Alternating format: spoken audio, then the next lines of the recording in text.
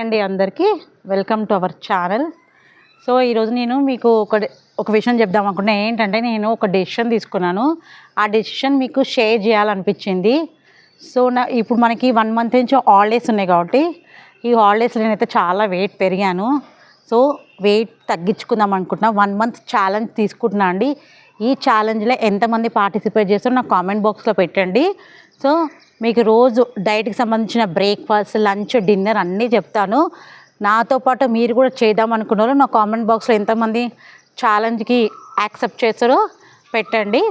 So మన journey రేపటి నుంచి స్టార్ట్ అవుతుంది. సో 1 మంత్ ఛాలెంజ్ అండి ఇది. ఈ 1 మంత్లో నేను అనుకుంటున్న టార్గెట్ ఏంటంటే 10 kgs తగ్గుదాం అనుకుంటున్నా. మీరు ఎంత తగ్గుదాం అనుకుంటున్నారో, మీరు ఎంత వెయిట్ ఉన్నారో నాకు అవన్నీ మన కామెంట్ బాక్స్లో పెట్టండి.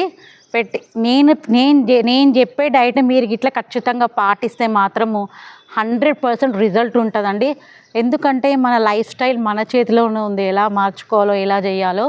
సో అది ఎలా చేయాలో, ఏ విధంగా మనము మన లైఫ్ స్టైల్ని మార్చుకోవాలో నేను ఎలా చెప్తున్నా మీరు అలానే. సో మనకి ఏముంటుందంటే మనము ఎక్కువ ఫ్యాట్ ఉండడం వల్ల మనకు నచ్చిన డ్రెస్సెస్ వేసుకోలేము. మనము బయటికి వెళ్ళాలంటే కొంచెం షై కూడా ఫీల్ అవుతాము. మనకు నచ్చిన డ్రెస్సెస్, మనకు నచ్చిన కొంతమందికి జీన్స్ వేసుకోవాలంటుంది, కొంతమందికి షార్ట్స్ వేసుకోవాలంటుంది, కొంతమందికి అన్ని రకాల టైప్స్ ఆఫ్ డ్రెస్సెస్. కానీ మనం ఉన్న వెయిట్కి మనం అది వెయ్యలేకపోతాం.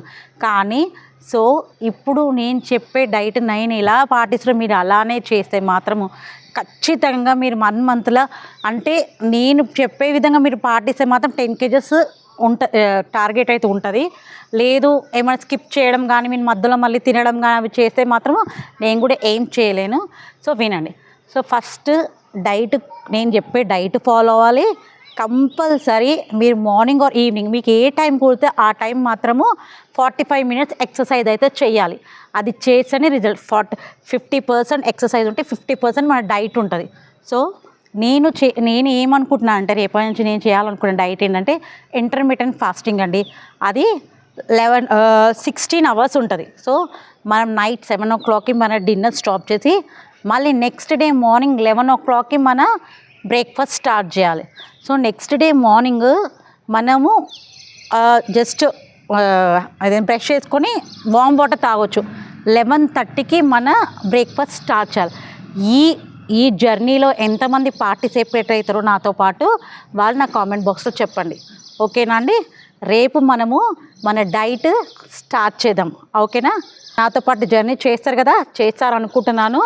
మన లైఫ్ స్టైల్ మనమే మార్చుకోవాలి. ఓకేనా అండి?